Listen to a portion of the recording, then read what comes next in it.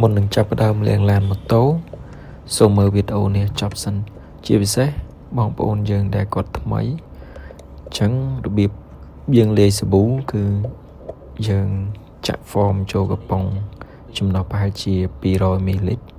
ដូចចំណុះដែលយើងកំពុងតែចាក់ហ្នឹងហើយបន្តមកទៀតហើយយើងចាក់ទឹកបញ្ចូលមក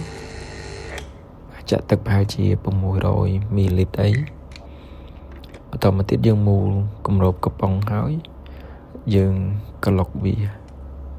ក្លុកវាឲ្យវាលាយចូលជាមួយនឹងទឹកណា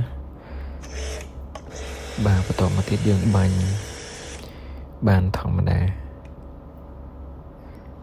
ក្បាលនេះគឺយើងអាចស្រេវាសាច់តូចសាច់ធំទៅតាមតម្រូវការរបស់យើងអញ្ចឹងបងប្អូនតោះចឹងក៏លេខមកមើលហ្វមជំនួសដីយើងនៅពេលដែលយើង